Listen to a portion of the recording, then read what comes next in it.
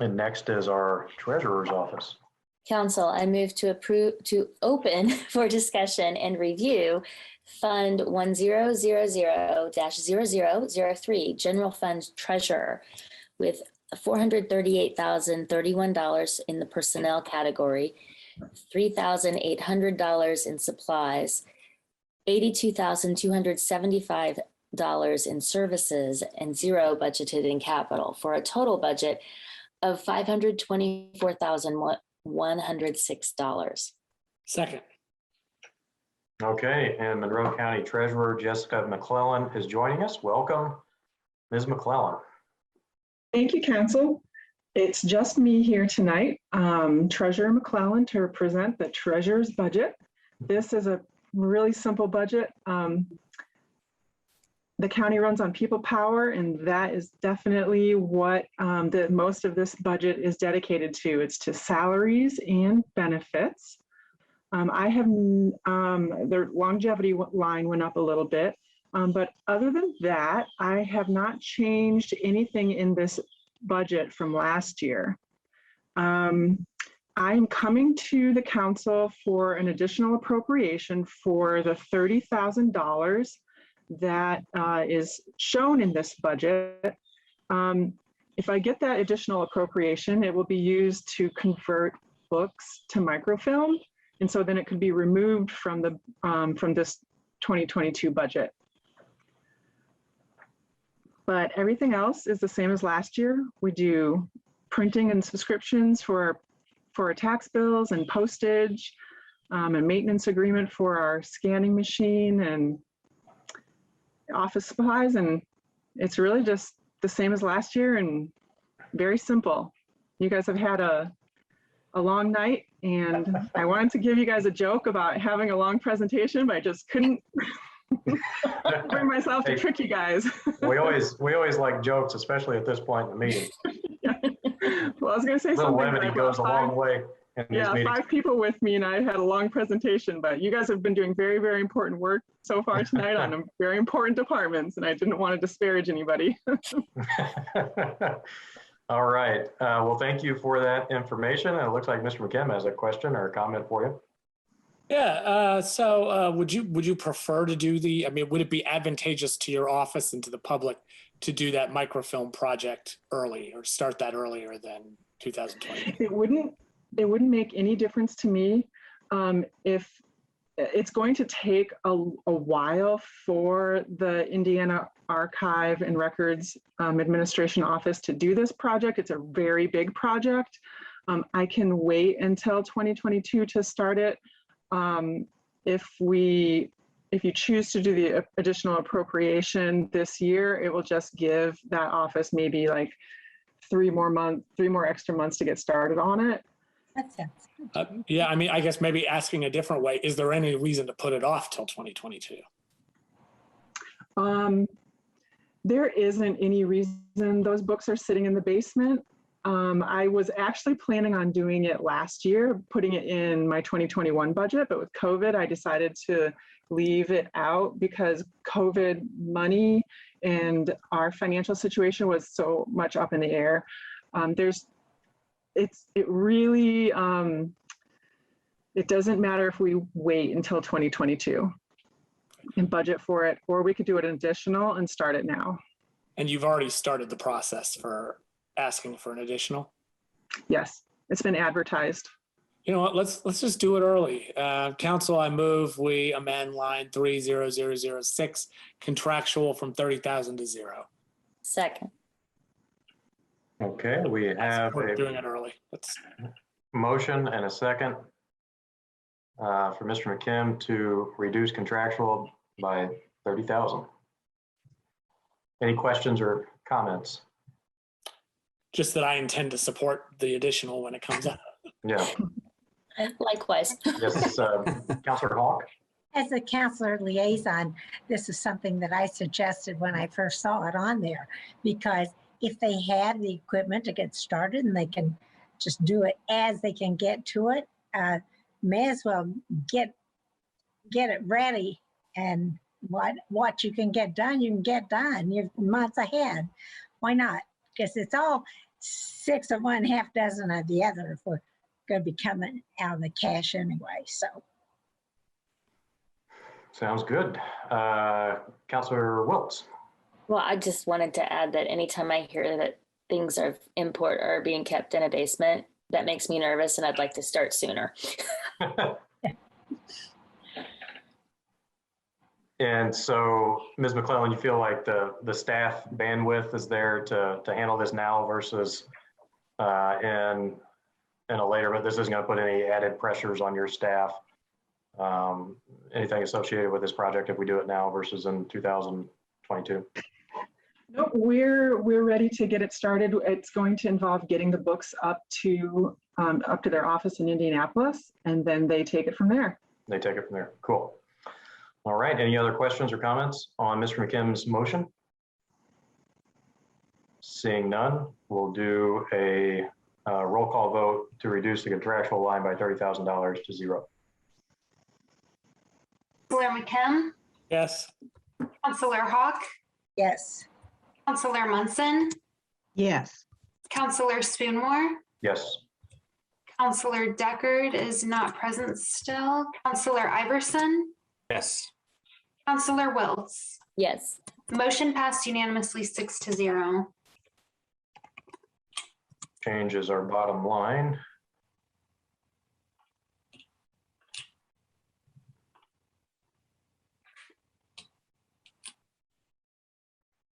It's been updated. You're ready to go. Okay, if I can make it big enough. Council, I move to accept the treasurer's budget in Fund 1000-003 as read previously for the personnel and supplies and capital categories, with a change to $52,275 in the services category, for a total of $494,106. Second. Okay. Any further discussion or questions? Seeing none, we will do a roll call vote to accept the budget. Councilor McKim, Yes. Councilor Spoonmore, Yes. Councilor Munson, Yes. Councilor Hawk, Yes. Councilor Iverson, Yes. Councilor Deckard is not present, Councilor Wiltz. Yes. Motion passed unanimously 6-0. Okay. Thank you. And yes, that's it for the treasurer. Okay, very good. Thank you. Have a good evening. Next up is the coroner's office. Council, I move to open for discussion and review Fund 1000-0007, General Fund Coroner, with $133,462 in personnel, $8,000 in supplies, $264,725 in services, $0 in capital, for a total budget of $406,187. Second. Okay, and we have Monroe County Coroner Joni Stalka, who is joining us this evening. Good evening, Council. And thank you for your time tonight. I'll start with the first item, raising my deputies' pay from $10,000 to $12,000. I have not requested an increase in their pay. Their pay is a stipend pay. It's not a regular salary pay. So that's why it wasn't sent before PAX. With the increased caseload we've been having, I think it's time to raise their pay. It's harder to keep and retain deputies with the amount of caseload work that is put on them and the stuff they have to deal with. So I'm asking for each one of my deputies to have a $2,000 increase in their pay from $10,000 to $12,000. The next line that I ask for an increase would be my office supplies. And that's self-explanatory with the rising costs associated.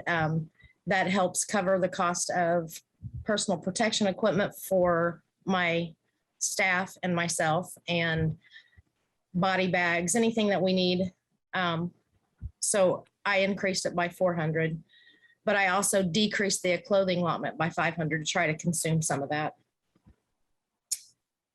My next big item would be my autopsies line. And I think we all had a discussion not long ago about the increase in pay that I'm having to pay Terre Haute more money to cover the costs of the autopsy fees and an increased caseload. So I increased the for the transport bodies. That's also what I spend money out of to cover the cost for fuel. I lowered my toxicology fees because the Indiana State Department of Health, they provide, if it's suspected drug overdose, they provide the cost, they pay for the cost of the toxicology testing. So I lowered that to try to consume some money. I couldn't lower it by a lot because we still have to pay for some toxicology testing. Overall, I haven't really tried to raise my budget a whole lot over the past couple of years, and I know this is a big jump.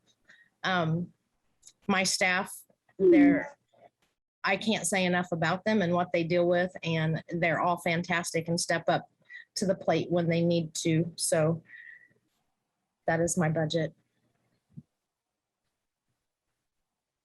Got it. Thank you very much. Let's see if we have any questions or comments. It looks like Mr. McKim and then Mr. Iverson. Yes, thank you. I wanted to understand the staff compensation a little bit more. So that's not part of the regular biweekly payroll. Is that correct? It's what, a quarterly stipend? That's correct. They get paid quarterly. It used to be biannually, and I believe 3 years ago we changed it to quarterly instead of biannually. And they're technically like a contracted employee. They don't get an hourly wage. Okay, and so were not part of the WIS study at all, and they don't have job descriptions that were reclassified per the. They do have job descriptions. That was part of the study, that they have job descriptions, and I think that was a formality more than anything, because they don't get paid an hourly wage. They're not classified as technically they're classified as a part-time employee, but this has been a big discussion throughout the years since I've came on board anyway, as to their job classification, and they get paid a stipend. There is no hourly pay for them. So it's more like a contracted employee versus a true part-time employee. Thank you. I mean, that does make sense. The reason why I ask is just that, we've gone through this process, and I think we wanted to address the salaries and salary increases at the end of the budget process. But I can see why these are different, because it really is not a regular, not an hourly, or not a salary with an hourly wage. So thanks. Yeah, thank you. Mr. Iverson. Yeah, I also wanted to talk about that, and I think this follows up a conversation that you and I had, Cornerstall Cup, where I asked, why shouldn't we involve them in the WIS study and just put them on this biweekly pay? And would you address that for the public? Deputy coroners the coroner's department alone is unique. There's not like a standard across the board throughout the state way a coroner's office is ran. There's no set protocols. Some counties, they only pay their deputies per run. Some counties pay like I do and have like a set amount that they get. They've, as far as I know, have not ever been paid any differently other than a stipend, instead of having them be an hourly pay rate. I don't think you'll find, unless you go to like Marion County, where they actually have full-time staff and part-time staff, you'll find a deputy coroner that's paid hourly pay. They may be down in Evansville too, I think, but and maybe in Gary. Just the bigger cities employ. All of my staff have full-time jobs. They're on call. They get set days on rotation throughout the month. They're not paid for the hours. They're just on call. So that means they're dedicated to the county for X amount of hours out of that day. It's either 12 or 24. They're tethered to this county and made available if there should be a coroner run. And I think that's probably another reason why they're not paid hourly, because it's an on-call basis. Okay. Ms. Munson? Thank you. Hello, Coroner Stalkup. I have a question about transportation of bodies and the autopsies. Is really concerning transportation of bodies. You are asking for less funding in 2022 than you actually used in 2019 and in 2020. And but it's an increase over 2021. Could you, at the same time, you were requesting additional funding for the cost of autopsies. Could you explain that, please? Yeah, so last year, I worked with the commissioners, and we purchased a van through the commissioner's office. We have a van, a transport van. That eliminated some of the costs that I was having to pay for local transports from the scene of the death to the hospital morgue. Okay. That's why it lowered. It raised again because the amount of fuel has raised. We still transport to Terre Haute. The amount of transports that we have to take to Terre Haute for autopsy has increased in what I have to spend. So that is why it raised. I'm asking or requesting a raise for 2022 to kind of help offset some of the costs that increase in fuel and the transportation fees. Mm-hmm. I also pay for fuel out of that line for the van that we use locally for the scene transports. Okay. So that I've never had to have that before this past year. Mm-hmm. So that would kind of help offset that cost as well. The increase in the autopsy line, there was a raise in fees for using the facility at Terre Haute Regional Hospital, using their facility for the autopsies. It went from $250 to anywhere from $400 up to $500, depending on the case type. Obviously, homicide, they're going to have to do x-rays and involve other things. If it's a decomposed body and it's more of a biohazard issue, there's an extra fee for the cleaning. So they incorporated in their contract with my office, it can go anywhere from $400 per case all the way up to $500, $550, depending on what they have to use to accommodate the pathologist.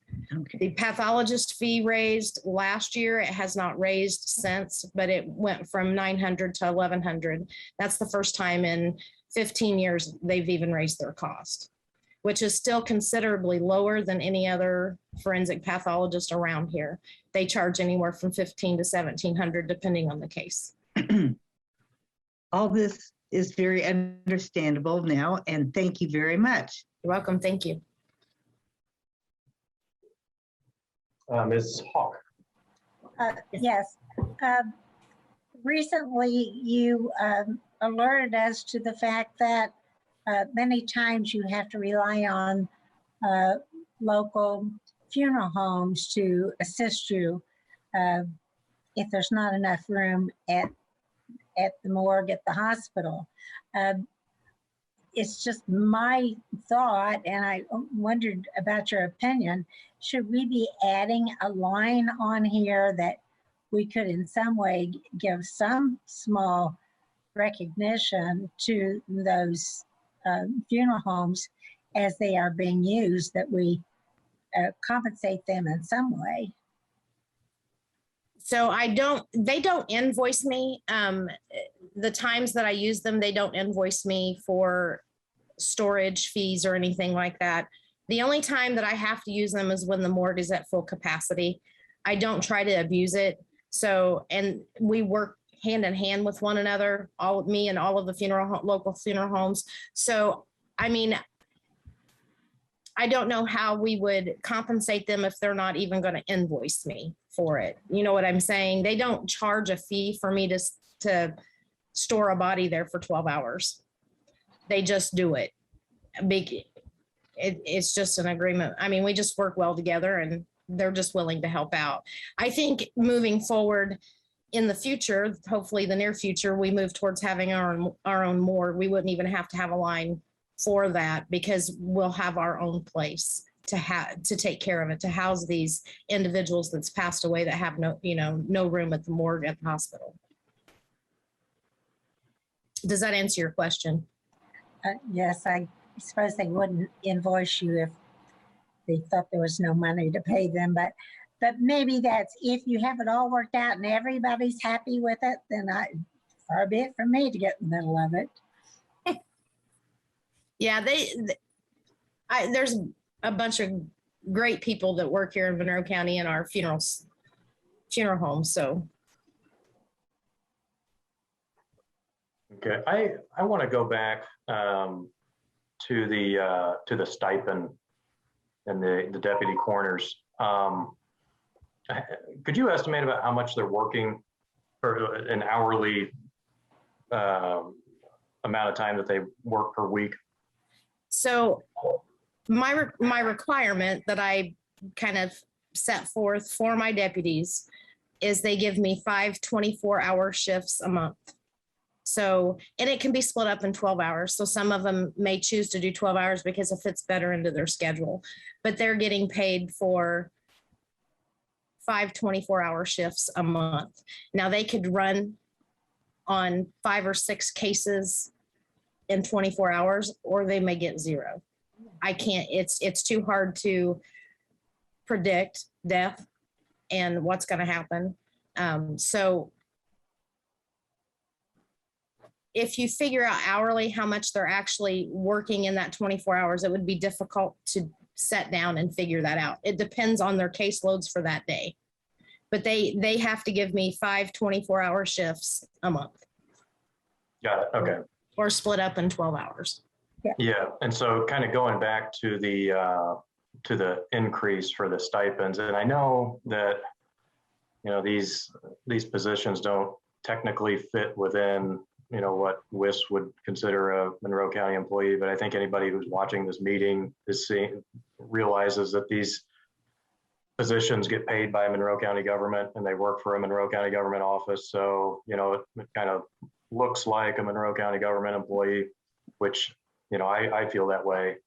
And I'm not saying that I don't think they deserve an adjustment or an increase. I think you've certainly made a case to us over the last several weeks here for the increased workload that your office is dealing with. So I'm not saying at all that they're not deserving of it. I would just prefer to put this decision off until later when we might consider some other pay adjustments for Monroe County government employees as well. Again, I'm not against it, but I think it's best, just for equity to the other departments who are also looking for and desiring pay adjustments. And we've told a number of them now is not the time to do that. We've instructed them to submit flat budgets for pay for the most part, and we'll consider those decisions at a later point in the budget process. So I'm going to move that we reduce lines 1732 through 1735 to 10,000.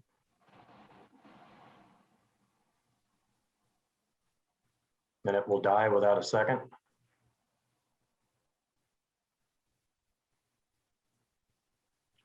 Okay, it did not get a second. So that motion has died. Do we have any other questions? I will make mention that my deputies, they don't get the same. So if the council was to vote on and approve a 1% raise across the board, they're not subjected to that. They don't get that.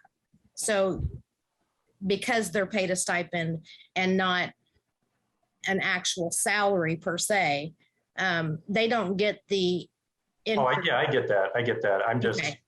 we're going to be considering, I think, probably some other pay adjustments. Not only, well, we've had other elected officials even request pay adjustments, and I think we're thinking of looking at those just a little bit later in the budget process. But that's the motion has failed, so we'll move on. Yes, Ms. Welts. I actually seconded it, but I was on mute. Okay, so we did have a second. So I don't know if I can retroactively second it or if you need to redo the motion. So I'm fine with accepting that as a second. Okay, sorry. Do I have any discussion? I do have some questions. And I immediately, when President Spoonmore started talking, I started trying to do math on and calculating out kind of some numbers, but so you might have said this is my point, but just how many runs per month then is one of your deputies doing? It's too difficult for me to, I mean, I can go back and average it out if that's what you want, but it would be too difficult because that's not predictable. So for me to say that they go on average 10 a month, it would be a difficult thing for me to say when next month they may go on 20 and the next month they may go on 30. Especially the end of the years is a busy time. So it would be too difficult for me to even average it out because it's so sporadic. I can tell you in one weekend, I went on 12 in less than 72 hours. Okay, gosh. And that's physically getting in the van and going to a scene for a death, not just showing up at the hospital or making a phone call. And my deputies are subjected to do the same thing when they're on call. Mm-hmm. So they may work an entire 24 hours. Each call, I can tell you that at the very least, it's going to take at least an hour and a half, and it can take up to 6 hours, depending on the severity of the call. Thank you. I have a question that is more for my colleagues. What other positions in our county departments might also be in this type of category where we're paying a stipend? I'm thinking maybe snow removal. Was that something? The election board. Okay. Yeah, I don't. This one seems a little bit Very different. Attorney that the stipend for the attorney who acts as the director of the legal department. It's just very, very different from this. Yeah. And it seems to me that if somehow when we start looking at the salaries, if there's some way that this could be added to, we're just looking at it now. Yeah. It's nothing final. Exactly. I'm not saying that they're not deserving of any kind of, I think the timing would be better when we're doing this kind of, collectively with some others that we're going to be looking at. Mr. Iverson? I also wanted to add to the mix that to be a deputy coroner, it's a somewhat of a specialized skill. It's not as if I could just walk onto that job. And I think Coroner Stallcup, you and I had talked about a lot of those folks are EMTs or former EMTs with a lot of training. And I think that needs to be factored into this probably as well. I have a deputy that's an RN, that's a nurse. I have a deputy that is a former firefighter that has extensive training. He's also an EMT. I've had funeral home directors. So we all have backgrounds that, where we've had specialized training. You also have to take a course if you become a deputy coroner. So does that answer what you were referring to? Yeah, you said it more eloquently than I did. Thank you. Councilor Munson. I would like to be able to have more information to about the number of runs over the course of the year. And to consider this when we consider other increases in compensation. I can tell you to date, we've had 210 210 for this year. for this year, so Right. far this year. Last year, we had 274. We ended the year with 274. That's helpful. Thank you. Thank you. 274. Counselor Wiltz? Okay, thanks. I'm wondering what your turnover for your deputies is. Are they the same folks that have been around, or have you had some folks leave? I've had, I have one on my staff currently that started when I started in 2017. I actually have two, but one is leaving at the end of September. So I have rotated through all of my positions. My chief deputy, he will no longer be my chief deputy at the end of September. So I will have two positions open. Right now I have an open position. The gentleman that just left was only there for 4 months, I think. It's just, he was an RN and he had taken a different position that wouldn't allow him enough time to be able to devote to the coroner's office. So yeah, I do rotate through them. I've noticed that over the past couple of years, it's more prevalent that I've lost. The ones that were there the first 4 years are dwindling away. It's a tough job. It's a lot of stress. These past 2 years have really taken a toll, not just on my deputies, but myself. It's been pretty grueling. Yeah, I can't even imagine. Okay, any other questions or comments on the motion to reduce these to 10,000 and consider later? If not, we'll do a roll call vote. Counselor McKim, Oh, you would give me first. Yes. Go either way on this, but I'll say yes.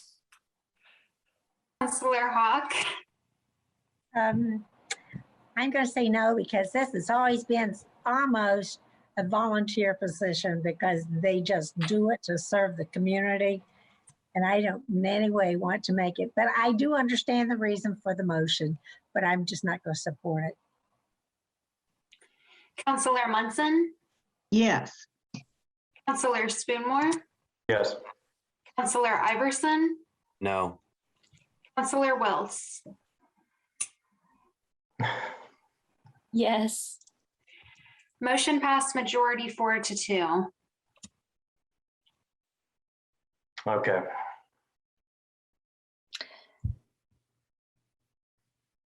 So we'll just need to adjust those. And again, we'll take these up at a later time in the budget process.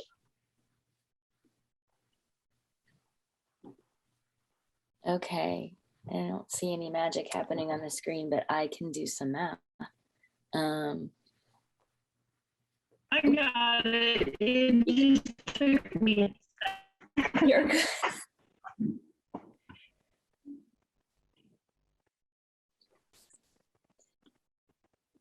Okay, so there's your new bottom line for personnel, Fantastic.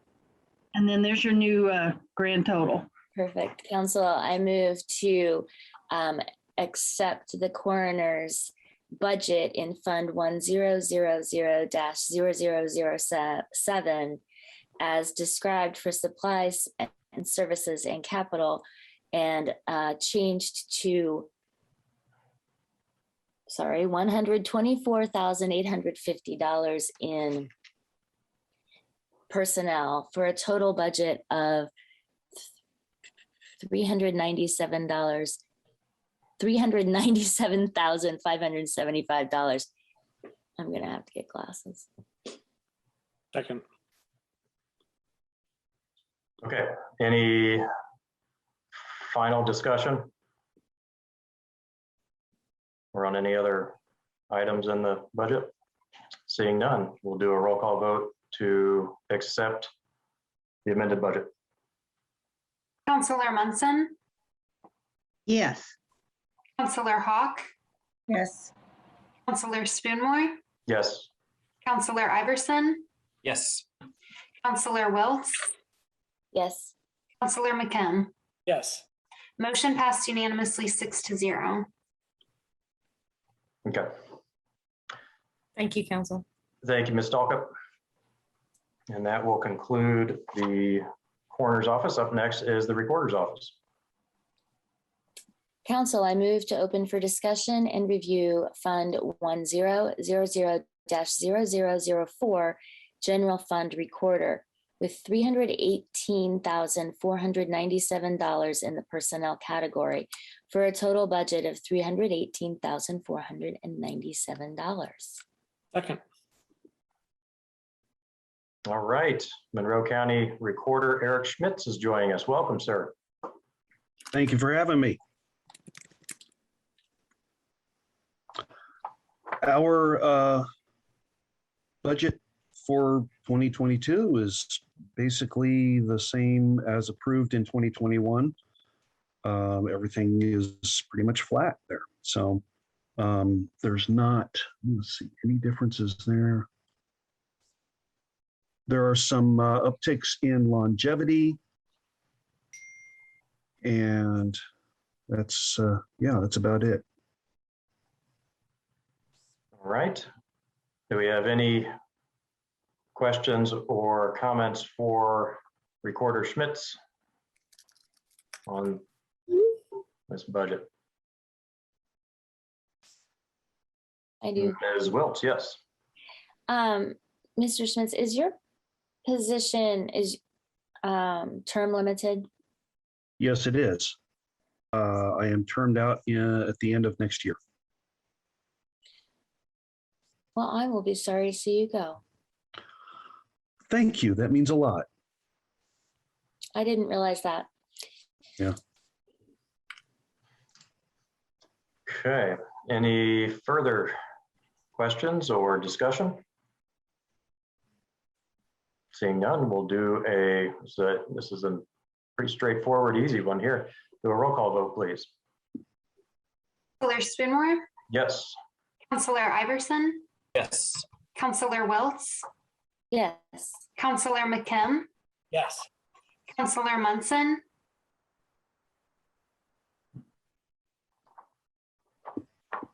Counselor Munson is not present.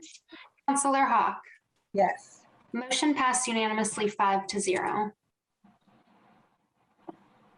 Council, I move to open for discussion and review Fund 1160-0000, Identification Security Protection, with $11,500 budgeted in the services category, 0 in the others, for a total budget of $11,500. Second. All right, Mr. Schmitz. Again, this is mostly flat, a slight increase just due to expected software increases. There really is only one thing that this fund can pay for, and that is the software that runs our recording system and does the Social Security redaction, which is really the whole point of the ID Security Protection Fund, is to pay for that technology that allows us to remove computer-assisted removal of Social Security numbers in our digitized recorded documents. Okay, let's see if we have any questions or comments on this budget. Okay, doesn't appear so. And we will do a roll call vote, please. Counselor Iverson, Yes. Counselor Munson, Yes. Counselor Deckard is not present. Counselor Wiltz, Yes. Counselor Hawk, Yes. Counselor McKim, Yes. Counselor Spoonmore. Yes. Motion passed unanimously 6-0. Okay.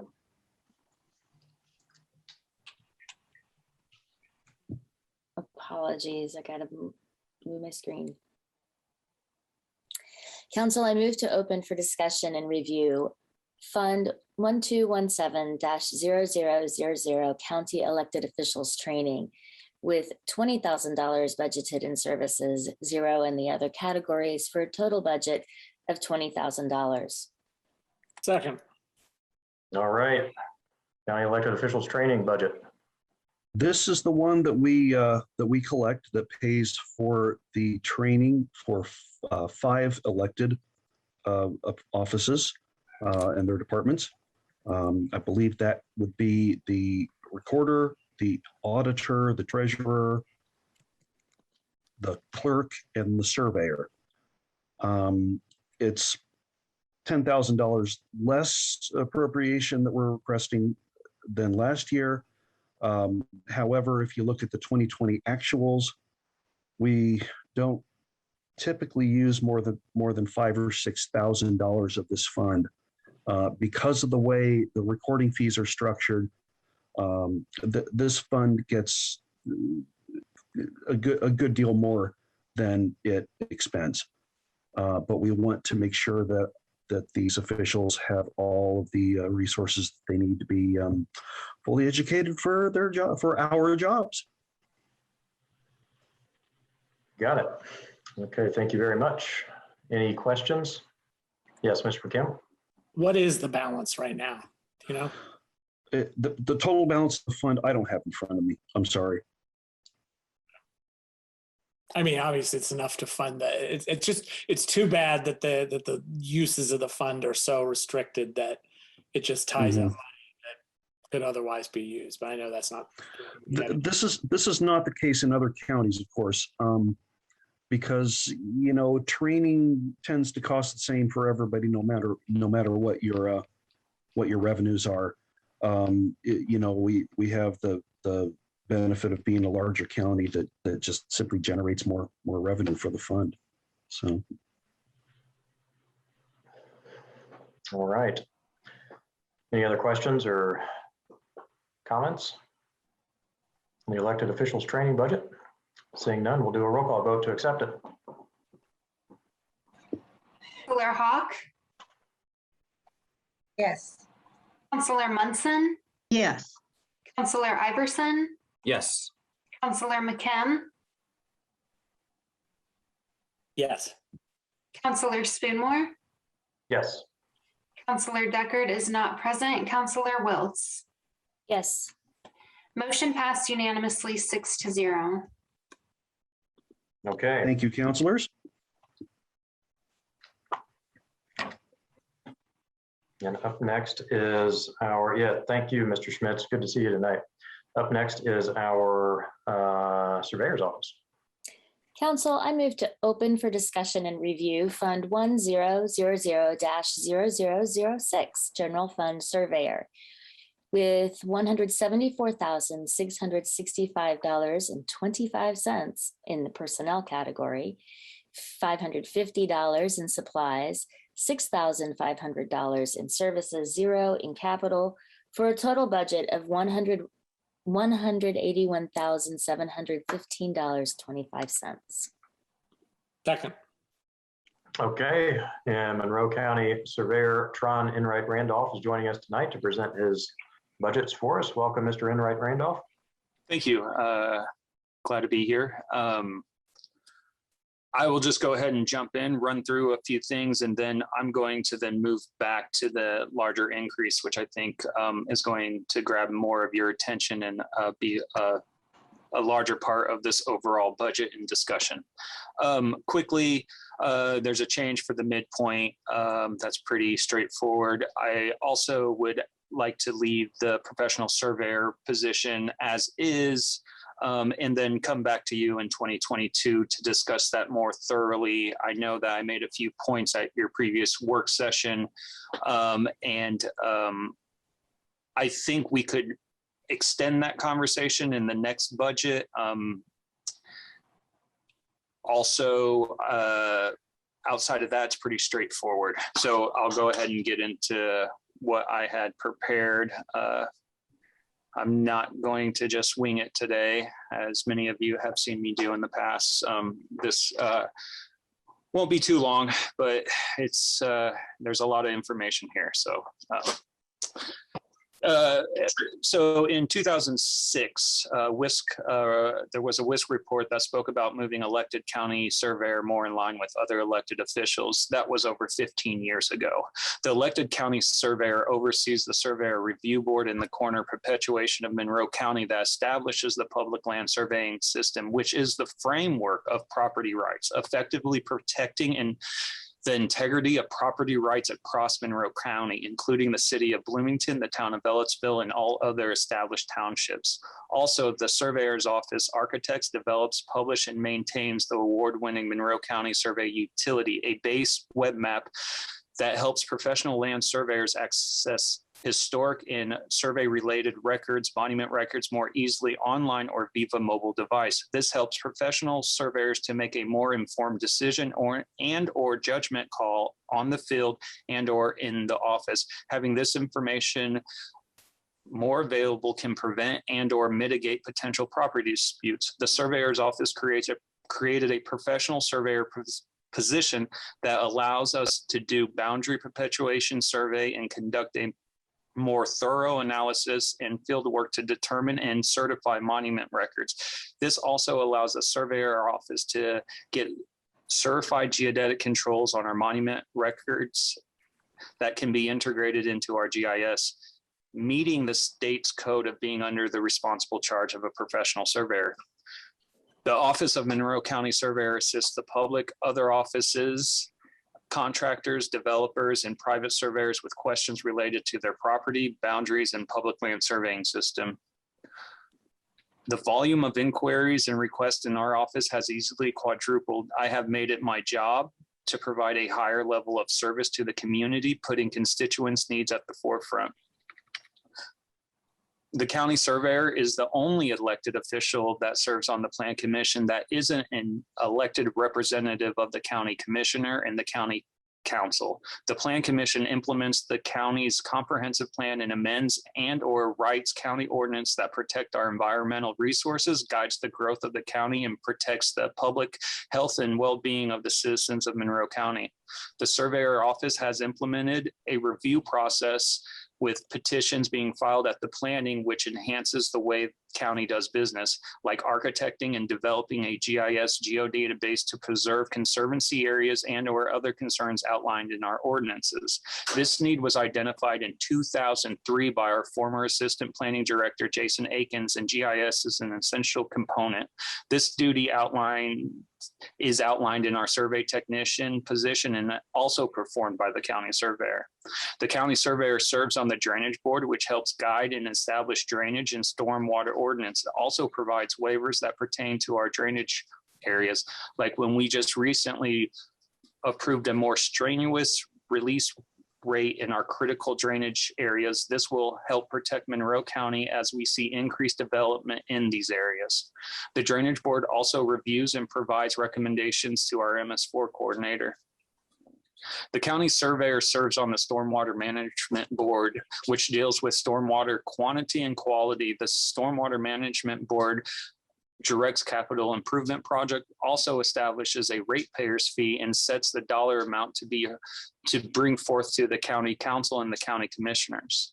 The county has restructured the GIS coordinator within the surveyor's office, and the county surveyor helps guide and assist with critical county objectives and goals, like assisting voter registration within the clerk's office with re-precincting, the auditor's office with parcel related issues and goals, and the integration of a parcel fabric that will help with upcoming state mandates.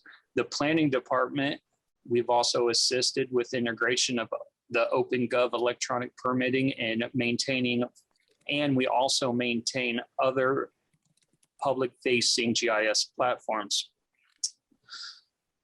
The Surveyor Office also assists with numerous requests from county commissioners, county council, and all other departments and offices as needed, like receiving another award-winning GIS Safe Place dashboard and locator working directly with youth services. This is a new space for GIS that I'm excited to bring to our community in Monroe County. Also, the Surveyor Office creates computer database, websites, digitized forms, and develops GIS workflows to streamline operation, helping county departments and offices to meet goals and objectives, generate cost savings, and improving collaboration between local and state officials. Currently, I'm working on updating the Monroe County Voter Precinct web app with the election board, county council, county commissioners, and the city of Bloomington, town of Ellettsville, and numerous other stakeholders to enhance and provide more voter information. The Surveyor Office oversees the surveyor budget and helps and votes to approve the stormwater and planning budget. After moving into the leadership role in 2016, I have dedicated myself to professionalizing the office of the Monroe County Surveyor. During my 2 administrations, I have enhanced internal standards, provide technical assistance, stayed on top of technology, and streamlined day-to-day operations. In my time working locally and throughout the state, I have built strong relationships and value being diplomatic and approachable. I serve on the Geographic Information Council Board of Directors, co-chair the Geographic Information Council's Cadastral Boundaries and Public Land Surveying System Work Group, and I was recently voted in as a 2nd vice president of the Indiana Geographic Information Council. The elected 2nd vice president will serve as 1 year as 2nd vice president, followed by 1 year as 1st vice president and 1 year as president. I'm also a member of the Association of Indiana Counties, the Indiana Association of Floodplain and Stormwater Management, the Indiana Society of Professional Land Surveyors, the Indiana Water Resource Association, and the County Surveyors Association of Indiana, serving the County Surveyors Association of Indiana in the vice president role of the southern region of the state during 2017 and 18. The 2021 WISC report for surveyor failed to note whether the positions were full-time or part-time, and whether the elected official also performed outside work. These are important considerations. Removing the county's surveyors that are considered part-time or have outside employment, my request is in line with the average salary. I had submit that letter to the council prior to this, so I hope you have it for your review. I've followed the council's guidance and directions, putting my office staff and the continuity of operations as one of my highest priorities. I've even walked back other increase requests in previous years, but I honestly have to admit this is long overdue, 15 years overdue. I wasn't allowed to argue for this as I served 12 years as chief deputy, but it's long overdue. I'd like to leave you all with a quote from our former county council attorney that he had sent in a letter of support with my request. From listening to Mr. Enright Randolph talk about his office, which he loves to do, it has been apparent to me that he is extending his reach across many statewide offices and undertakings that will I'm a little nervous, the surveyor's office in the coming years. He's building the sort of connections and influence that other elected offices have brought to their elected offices for many, many years. This must prove to be a great benefit to Monroe County citizens and residents in the years ahead. I urge the council not to move this for later consideration. I urge the council to approve this request. This just basically puts me more in line with other elected officials. I urge the council not to reduce the line item if they do not wish to support this, but continue this budget hearing to another date. So I do have the ability to come back and plead my case. I think I've made my case very evident and potent of why I deserve this.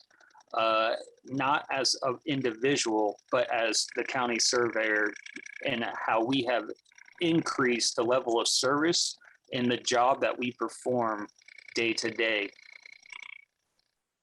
I leave it, I open it to you for questions, and thank you. Okay, I'm sorry, it appears that we're getting some feedback. It sounds like a kind of a disruptive noise in the background. I don't know what that is, but I apologize for it. If there's anyone who can control that, please shut it off if possible. Was I able to be heard well enough? Yeah, you were. There was just kind Okay, of like this chattering noise in the background. I don't know what that was, and I apologize for any disruption there. Look, so thank you for the information and the presentation there. Mr. McKim, did you have a question or a comment? Yes, I mean, in principle, I actually agree with Mr. Enright Randolph on the need to raise this salary to be more in line with the other elected officials. There is absolutely no doubt that it is a full-time position and requires a large amount of technical expertise. And I mean, the performance of the incumbent has been exemplary in a bunch of projects that I've been working with, but that we know that that's not what this is about. It is about the position, and I think that the case has been made. You know, there's always the argument that a licensed surveyor could get 50% more than this, but I guess a licensed surveyor, first of all, would not be spending full-time working for Monroe County.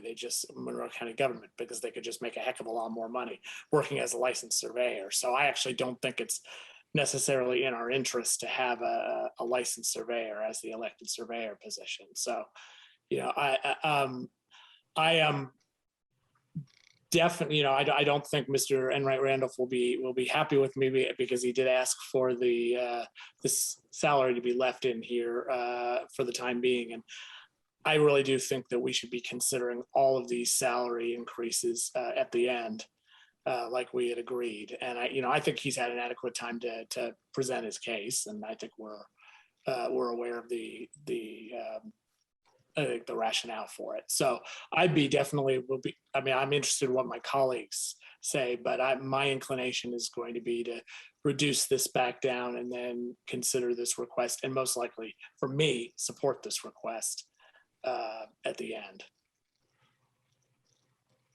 Okay, thank you, Mr. McKim. And for the record, I wanted to note that Mr. Deckard has joined us, and he's here present with us. I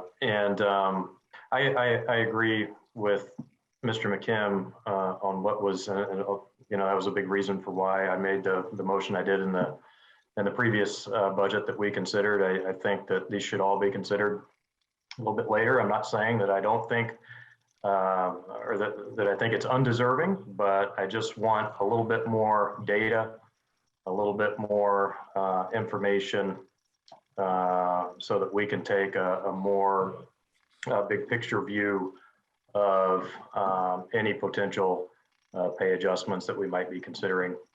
And so I think that would be best left for a little bit later in the budget process. Any other questions or comments? So is that a motion? I just had one thing to add, if I may. Yes, please. I just kind of wanted to echo some of Mr. McKim's comments.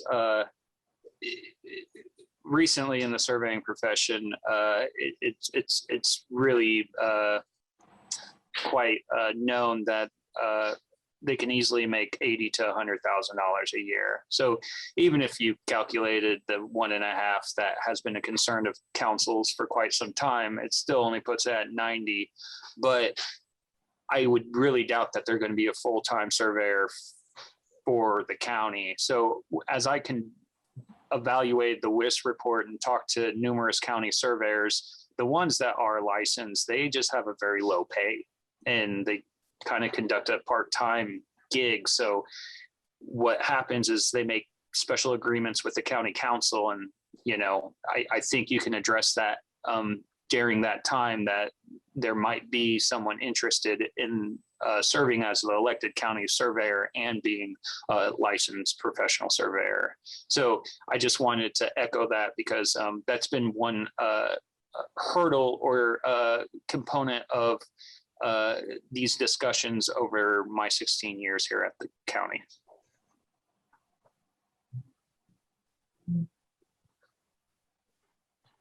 Any other questions or comments at this point? I think Ms. Hawk did you have a question, Ms. Hawk? Right. I was trying to figure out if there was a motion on the floor, but maybe there wasn't. No, but I can put one on. Council, I move we set line 11,000 elected official split, reduce it from $45,878.25 to $36,705. Second. Okay, we have a motion and a second. Any to reduce the salary line? Any questions on Mr. McKim's motion or discussion on it?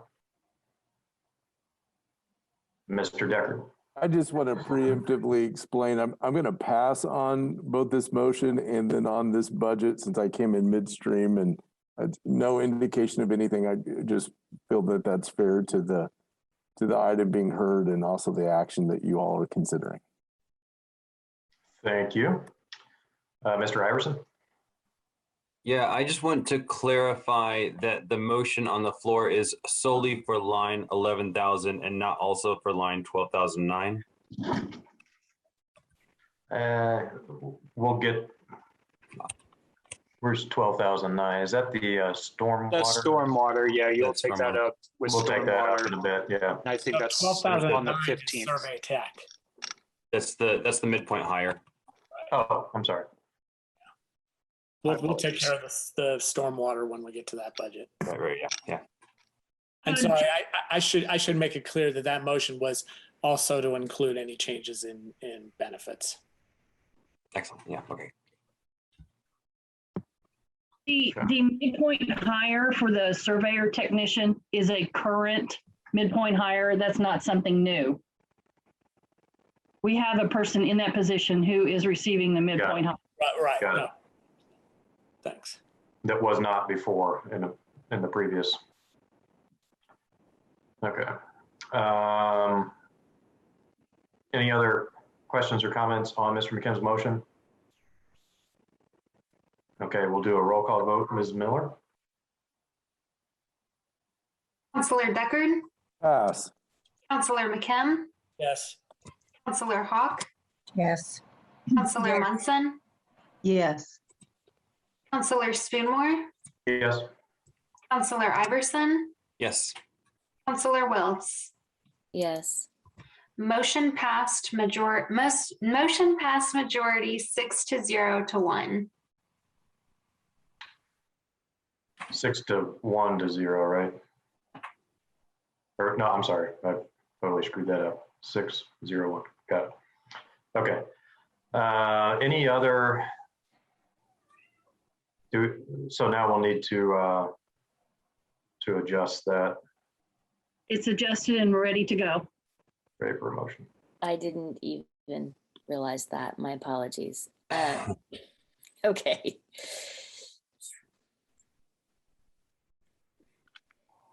Council, I move to accept the surveyor's general fund budget in 1000-0006 as previously described for supplies, services, and capital, with an adjustment to personnel to $102,686 for a total budget of $170,537.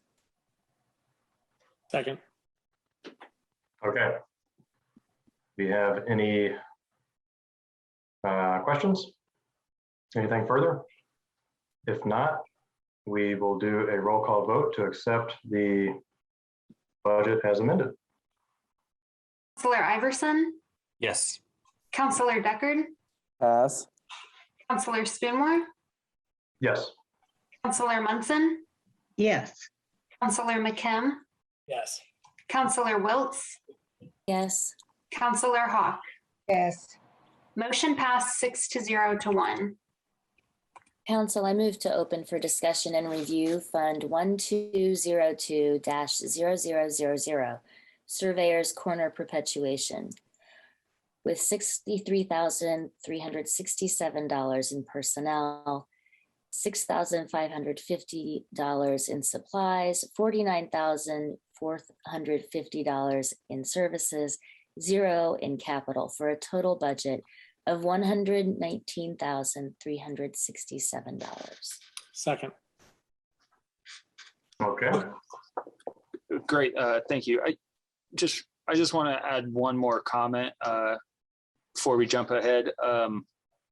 This kind of goes in line. I'm going to move right to our geodetic control line, which you see an increase of $20,000 in that line. This is intended for professional service agreements.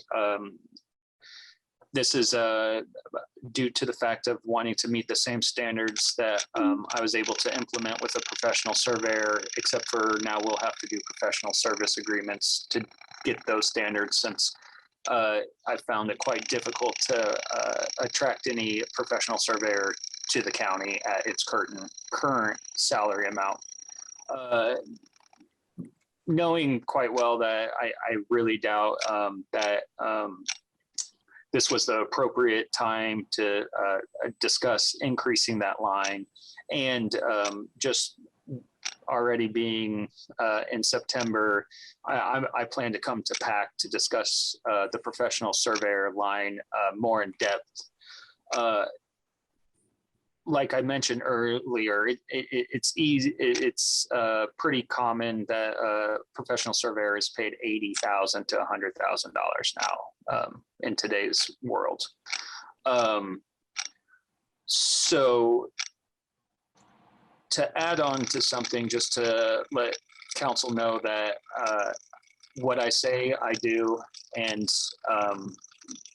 that's what you get. And so I'm going to request all my personal service agreements out of my corner fund, even though that we had a professional surveyor budgeted in county general, which was a decent dollar amount at the previous, but like I said, I will do whatever I can to relieve the county general. So all that dollars that was budgeted that we weren't able to hire a professional surveyor will revert to county general again. So I just wanted to indicate that, and that will be all of the benefits that are included. So you guys just got close to $30,000 back of unused personnel expenses with no, grab at that dollar amount of doing an out of category transfer. So this geodetic control line is for our professional service agreements, and I want to bring it at 40,000. Most likely I'll probably come back to the council to maybe even appropriate more if I can't hire a professional surveyor in 2022. I indicated at a work session and submitted the proper forms and intend to come to council this year to allocate. I indicated 70,000. I think it will be a bit less, but it costs a lot of money to perpetuate this county, meeting the same standards that I was successfully able to implement. So I asked that we just leave the professional surveyor position as is. There's really no other big changes. What's the 10,000? The field assistant part-time. We built that in because if I can't hire a professional surveyor in 2022, I hope to hire a part-time personnel. So having that part-time field assistant line appropriate at 10,000 will help balance the workload that we have current today. Again, that isn't a change. That's a midpoint that is actually appropriated and approved today. I'm not sure why it's yellow. And then we don't intend to buy any equipment because the purchase of that equipment was going to be led by our professional surveyor. And since that position's not filled, we've left that in there hoping that we were going to fill that position in 2021 and we weren't. So I'll just come back to council for a capital purchase if necessary. So those are kind of the changes. I know I was a little back and forth at the beginning there, so I hope it was coherent enough, and I open it to the council for any follow-up questions. Okay, thank you very much. And it looks like Mr. McKim has his hand up. Yes. How much do you anticipate in revenue this fund taking next year? How much do I anticipate this fund taking in revenue next year as far as bringing in? Yeah, I mean. Okay, sorry. When you said taking, I was thinking spending. So we've actually had an uptick. I don't think that the uptick is going to be consistent. I think it's due to refinancing and such. I anticipate this fund bringing in about $90,000 to $100,000 in next year, which is still an uptick from previous years. That's why I feel really comfortable kind of increasing some of these professional service lines and trying to spend down the amount that wasn't used for our professional surveyor position. And also, I've always told council that I intended to do these professional service contracts to aggressively perpetuate our county since day one. It's just, as you can tell, there's a lot that the county surveyor does. And But so the budget, I'm sorry, I don't mean to interrupt. We only have a few minutes left. We need to move this forward. But I'm just trying to understand. I mean, you've got a deficit budget here. Obviously, you can only spend it if you've got it. But how much of a cash balance do you have? I'm trying to spend down about $80,000 from my cash balance over the next 2 years, 80 to 90,000, and that leaves me with a reserve around $40,000, which is, I think, my safe point, barring any catastrophic issue. That should be fine, even if I need to replace some of the equipment. Thank you. Sorry, I wasn't getting your question there at first. And I'm still kind of a little nervous from the first one. It's really hard to present something for yourself. Okay. Well, you're doing a fine job, and we appreciate all the great information that you've presented to us tonight. Any other questions? Okay. Well, seeing none, I think we are ready, Ms. Miller, for a roll call vote on acceptance of the Surveyor's Corner Perpetuation Fund. Councilor McKim? Yes. Councilor Iverson? Yes. Councilor Wiltz? Yes. Councilor Hawk? You're on mute, Marty. Yes, and please get us the balances. Councilor Deckard? Yes. Councilor Munson? Yes. Councilor Spoonmore? Yes. Motion passed unanimously 7-0. Okay. And I believe that concludes their surveyors' budget presentations. And we will now move on to the Parks and Recreation Department.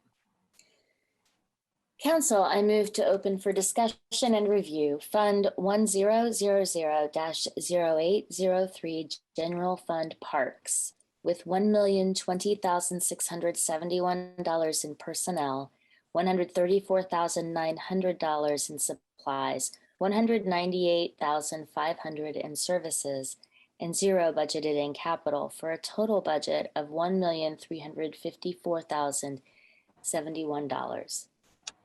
Second. Good evening.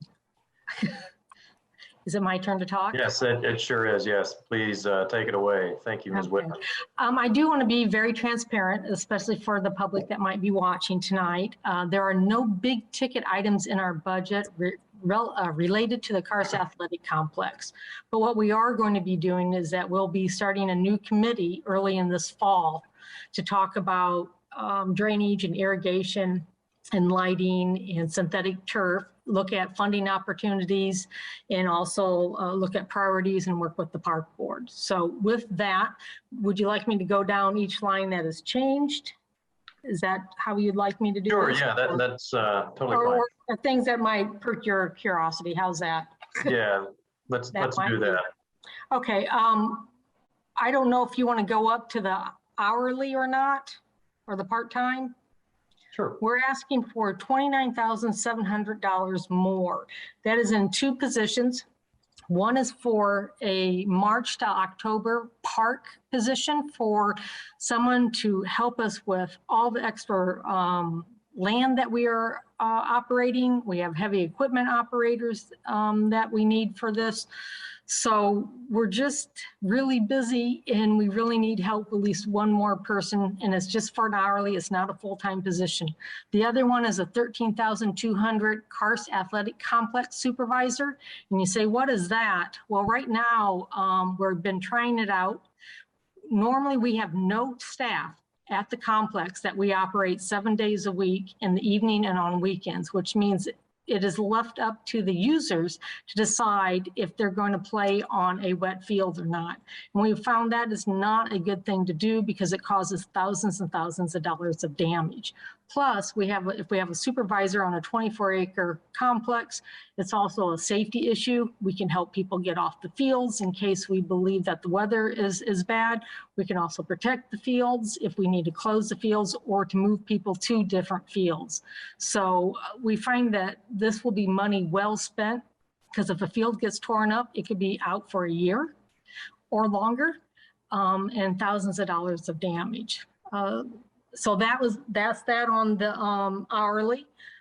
Our longevity went down because we had retirements. Let's see, we're back to recreational supplies. We're asking for an extra $25,000 to start the replacement of the soccer goals. Some of our goals are 30 years old and they're not of the quality. The welds have been broken multiple times because they are moved multiple times per week. We would like a safer goal that has wheels so we can move them in one unit.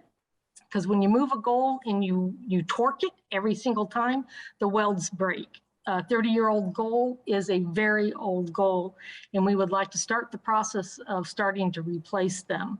Total replacement is about $125,000, but we're not suggesting that. We suggest that we should start doing this in phases. The next one is repair, which was, institutional supplies. We're asking for $1,000 more. Basically, we have more people. We're using more toilet paper. We're using more garbage bags. We're using tons of cleaner for COVID. So we're just asking for a $1,000 increase in that. Repairs equipment vehicle, we're asking for $4,000. We have a fleet of about $500,000 and we have $1,000 for our equipment. That's one trip to the, how do I say that? Richard Small Engines. So $1,000 is nothing with the equipment that we have. The big one's gonna be contractual. You'll go, oh my gosh, I even say that myself. But let me go over each of them real quick. Some of them are vital. One of them is a $30,000 for a master plan for Indiana University Eppley Institute for Parks and Public Lands to prepare and conduct our master plan. DNR, Department of Natural Resources, requires an approved master plan in order to be eligible for DNR administered grants. Currently, we have a $2.3 million grant from DNR for the next level trails. If we do not have this $30,000, we will not be eligible to any more grants for the next 5 years. And when I mean we, county government, not just the part, the commissioners, no one can apply for DNR grants unless we have our 5-year master plan approved by DNR. We're also asking for $37,400 to enclose our maintenance building at Cars Farm Park. We have 3 large bays that are completely open, and we ask for a loft and locking doors. Theft and vandalism have increased a little, and I know the fairgrounds is also having troubles with this. And basically, we have thousands of dollars of equipment sitting outside unlocked. I don't know how else to go into that. I think you all can put 2 and 2 together on that. We're also asking for $10,000 for Tree Keeper software. That's for a 5-year contract. You can go for a 3-year contract or a 1-year contract, which is less. It is basically, we had a grant from DNR and the park board matched it. It was a $20,000 project to get started on our tree inventory and how to manage our trees properly. We do have a certified arborist as our park superintendent. And without software, there's no way that we can properly keep track of the trees, the condition of the trees, when we remove the trees. It's the industry standard. And someone told me from the extension office that if you ignore your trees, it doesn't mean your liability goes away. So it is something very important. It's more of a legal aspect, I believe. We are also asking $2,000 for recreation management software per year. Right now we run our own website, we run our own online transactions, and Eric Evans from TSD has suggested highly that we become integrated into the county website for security reasons. Because we are taking financial transactions over online. In order to do that, we have to have recreation software management. As I understand it, TSD will pick up most of the cost, but except for $2,000 a year to manage our shelter reservations, to manage program reservations. So that's very important if you would like to still continue to have an online presence. And then I've asked for $9,600 for ongoing park infrastructure needs. We have about 500 acres.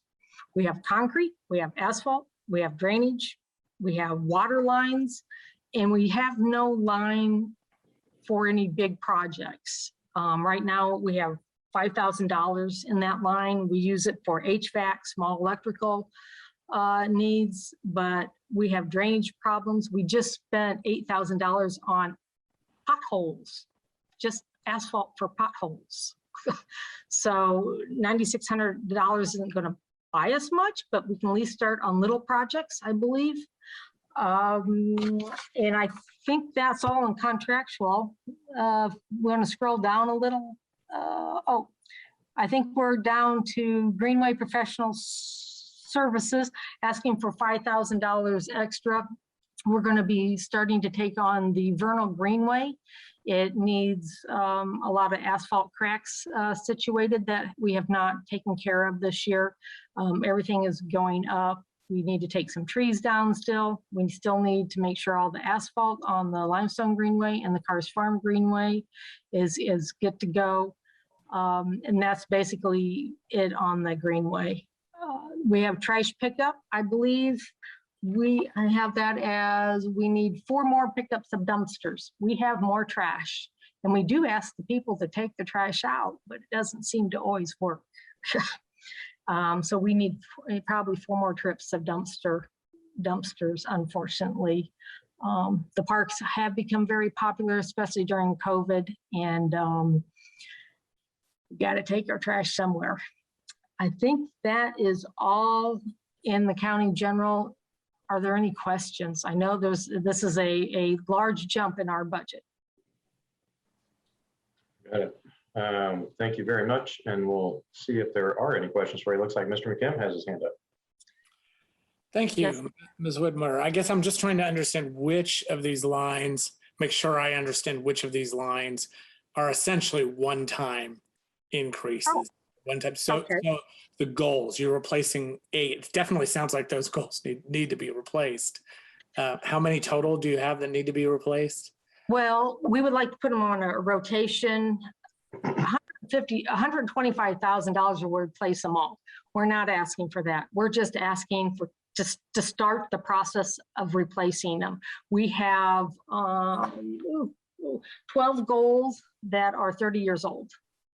And that will be more than probably $25,000, but we thought we should start asking for goal replacement before we cannot fix the welds anymore. Okay, so we'll We have to start somewhere. Probably be expecting to see something like this in future years then. Correct. And it won't be every single year because obviously the last ones lasted 30 years. But they will be coming up. Yeah. And we do need the ones with wheels.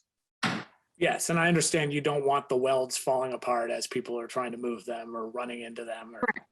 And we do have the public moving some of the goals in the evenings. Yeah. Yeah, and I like the idea of having the Karst Athletic Complex staff there. I think that makes a lot of sense, and hopefully that'll do a better job of protecting our assets. Well, it'll protect our assets, and it'll also help in case of severe weather. We can help get people off the fields. To have a 24-acre athletic complex and have 0 staff is not usually the standard. And then that big contractual services. So the DNR is a one-time. DNR is once every 5 years. The maintenance building, that's essentially a one-time. That's a one-time. Once you put the doors on and lock it and get the electrical and the loft up, we can put everything in. Okay, and then the tree keeper software is 5-year. Right, you can go less if you'd like. I mean, you can go 1 year or 3 years, but the price goes up. You know, it's a better deal. And I know, I think Amy Thompson is on this too. She's an expert in forestry, and I believe that she highly recommends this. Okay. Thanks. I think that answered my question. Mr. Deckard? Thank you very much, and it's good to see you, Ms. Whitmer. My question is, and you may need to get back with me on this, or you maybe have something now. You talked about the demand on keeping things clean and supplies and et cetera in our facilities. And my question is, do you have any idea how much more demand we have on our facilities due to COVID and the pandemic? Well, we don't have. We don't have a car counter out at the parks or anything like that. We just know that we see more people. We know that we're using more toilet paper, and they're not stealing it. They're using it. Garbage bags, the trash that we're getting. People want to be outside. They want to walk around. And Karst Farm Park is packed. Mm-hmm. Yeah. Thank you very much. Okay, any other questions or comments? Ms. Hawk? Yes, I'm concerned that that appears we really need to replace those 30-year-old goals and put them on wheels and so forth, because what if something would break, someone would get hurt, whatever. If they're 30 years old, they've done their job. So I think there's reasons why we should move forward with getting them all done, unless you just object to doing that. Well, I think what we need to do is look at what are the worst goals, replace those first, and then go each year. Because we don't want to buy all the goals in 1 year, because down the line, you're all going to get in trouble again. Right. It's better to space it out, I think. Right. I thought about that too, because then you don't get it on a replacement plan. So yes. Yeah, I mean, other goals are newer, but none of them have wheels. So, if we come back each year, keep replacing them, they won't all be the exact same age. Hey, I just can't believe how long some of this equipment lasts. And we hear this in the budget hearings. Like I remember last year, we had a car that was like 26 years old that needed to be replaced. I've never heard of a 26-year-old car. 30-year-old goalposts. I mean, this is, I think it's very admirable and commendable that our facilities managers and folks are taking care of the equipment so well. And Ms. Hawk was exactly right. I mean, this equipment had a great life, and it's time to replace it.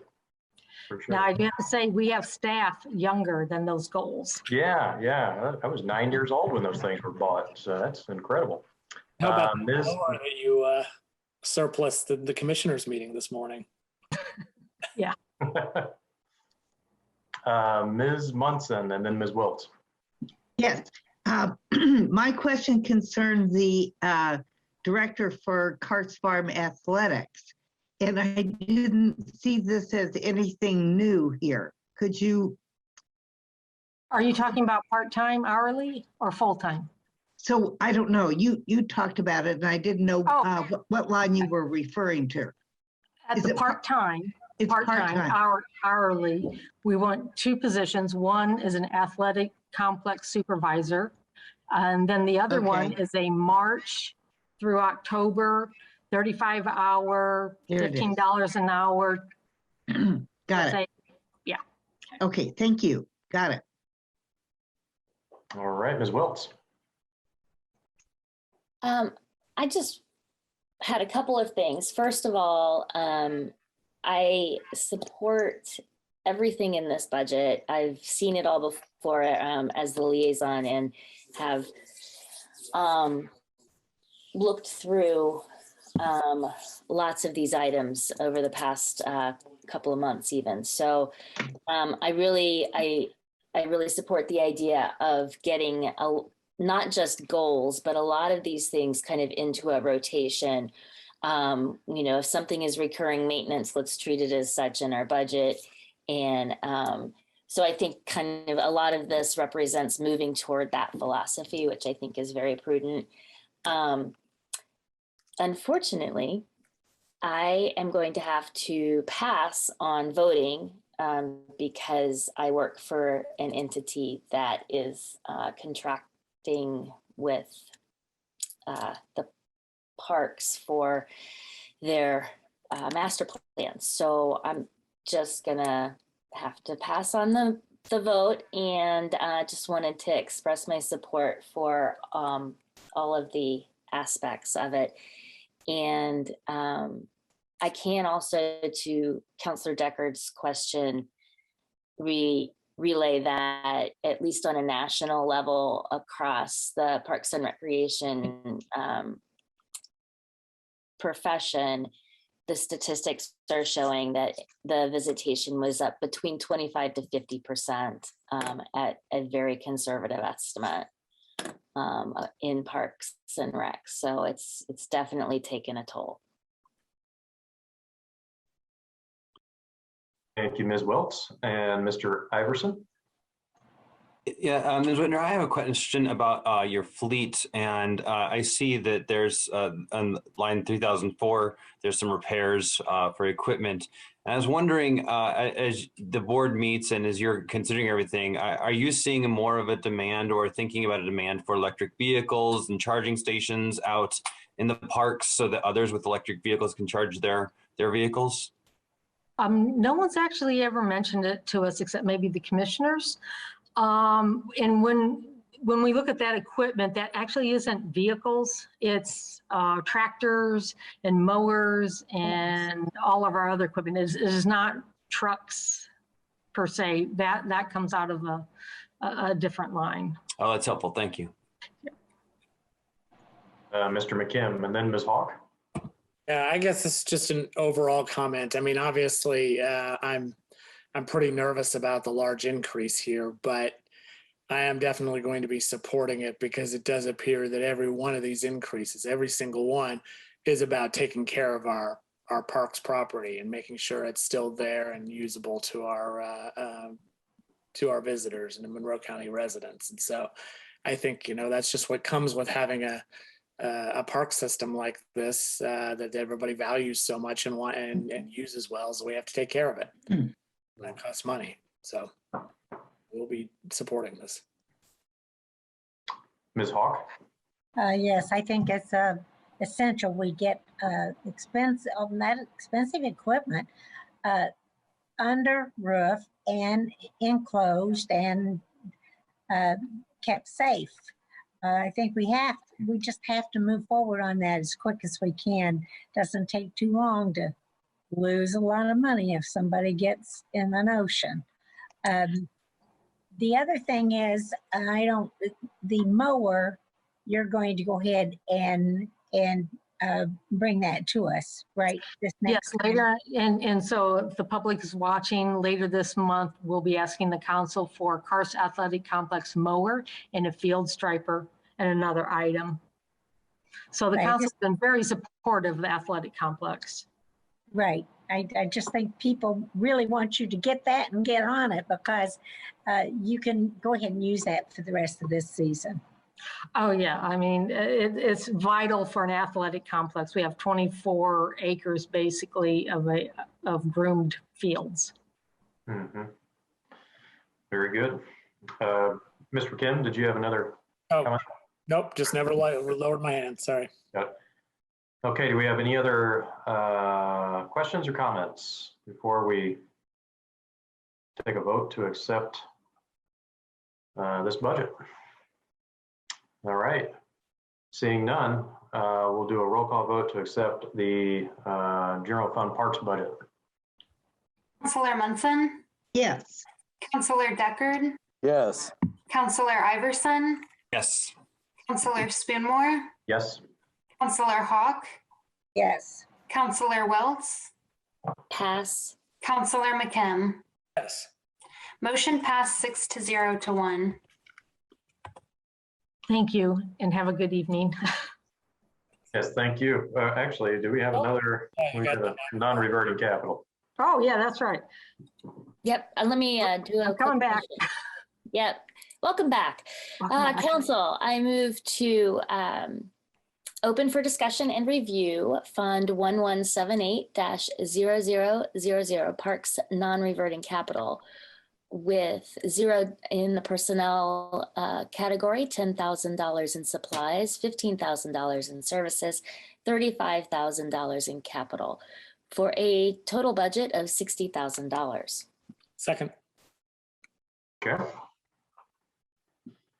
Oh, my turn. We reduced this by $5,000. As Councilor Hawk says, if we don't have the money, we will not spend it. And we use this to repair the shelters. We actually buy more equipment. Through this, the park board takes things like repairs roofs, siding, all the exciting stuff. Got it. We'll see if we have any questions or comments on this budget. Anything from council? Yes, Ms. Hawk.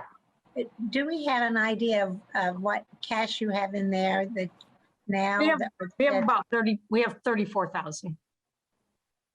Okay, so this is just, you're going on faith. Some of those dollars will come in, but if it doesn't, you'll work with what you get. We'll work with what we have. We've never bounced our checkbook. You have always done that. Thank you. Mr. McKim? Yeah, I guess I'll just comment that this is, when we're looking at the FSG report on revenue loss from the pandemic from 2019 to 2020, this is one of the funds, both this and the non-reverting operating, which we don't appropriate, have both seen substantial cuts or substantial drops in revenue from 2019 to 2020. Per the FSG report, the capital fund saw a reduction from about $45,500 in revenue in 2019 to $16,000 in 2020, and then the operating saw an even bigger decrease. So yeah, we're definitely, hopefully we're going to be building that up as people started. Presumably, you're seeing much better revenue this year, but you definitely took a hit from the pandemic. All right, anything further from, did you have another comment there? Elizabeth? Okay. Jeff said it all, Councilor McKim. Got it. Any further comments or questions from council? All right, Ms. Miller will do a roll call vote to accept the parks non-reverting capital budget. Councilor Spinmore, Yes.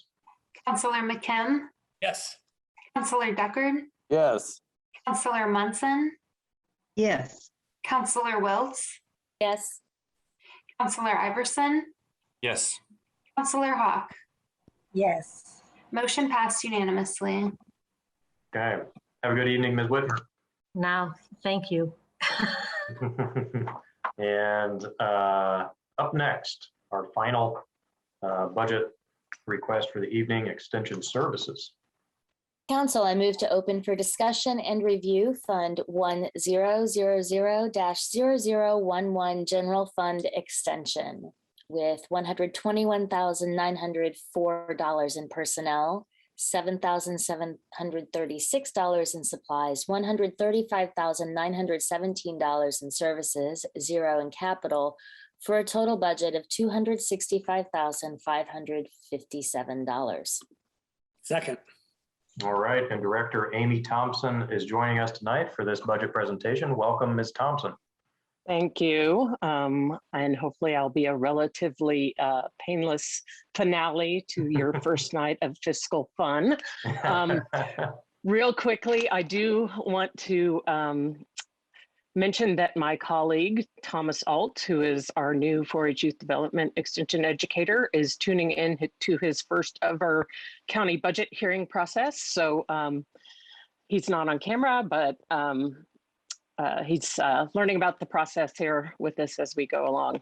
Our budget, like the treasurer's budget, is relatively simple, and it's definitely personnel dominated. We have a change in longevity due to a retirement in 2020 and a new employee now about 6 months into the job. Contractual Services has a small increase that is requested by Purdue University for the services that they provide, which includes the educators in our office, as well as other things such as a community wellness coordinator, a nutrition education program assistant, assistance from state staff, etc. There is also a postage meter that is in that Contractual Services line. So that full amount is not to Purdue. I believe it's $122,600 for the Purdue contract. And then the only other change in our budget for 2022, we reduced our postage by $2,800.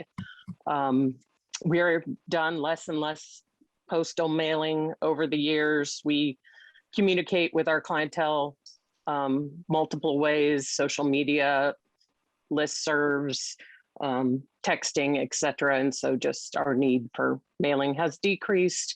We do still do some mailing and do still need a budget item, of course, but we felt like we could take a pretty big chunk out of it. So those are our changes, and I'm happy to answer any questions you guys might have. All right, is everybody else seeing the budget on their screen? Okay, I don't know what's going on with my Zoom. I'm not seeing any budget. Oh, there we go. Now I see it. Okay, any questions or comments on Extension Services budget? Yes, Ms. Hawk. Yes, just if you will, explain again for the public who might be listening about the contractual services that we agree with Purdue to provide the dollars. Certainly. So Monroe County and Purdue University reach an agreement basically for Purdue University staff to be part of county government. This contract funds 3 extension educators who focus on 3 different program areas, which include our 4-H Youth Development Program, our Health and Human Sciences Program, and then Agriculture and Natural Resources. We also try to offer some community development programming as time allows. But Purdue basically pays the educator salaries, and the contract from the county to Purdue helps support those salaries. So you basically get the cost of 3 employees for that $122,000. Purdue pays all of our benefits and those kind of things. And then you all support, county government supports our programming and education efforts through support of county staff, our facilities, our other budget line items that help us operate. Thank you. Yes, thank you. Any other questions or comments for Ms. Thompson? Okay. Well, seeing none, we will have a roll call vote now to accept the Extension Services General Fund budget. Counselor Wilkes? Yes. Counselor Iverson? Yes. Counselor Munson? Yes. Counselor Spoonmore? Yes.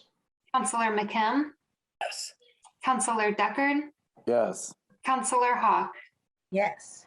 Motion passed unanimously. Thank you all, and good luck with your hearings. Thank you. Have a good evening.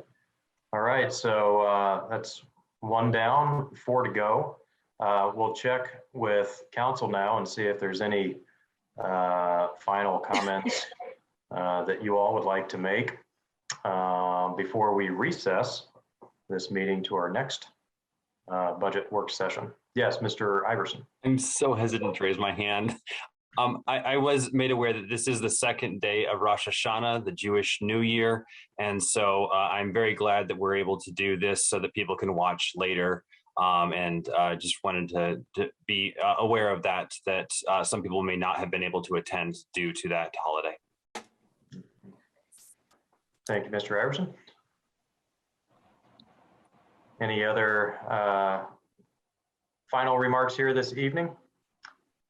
All right, seeing none, we will recess to Thursday, September 9th, 2021 at 5 p.m. We'll be back here on Zoom for day number 2 of our Monroe County budget and work sessions. All right, we'll see you all then. Good meeting. Good night. Good night.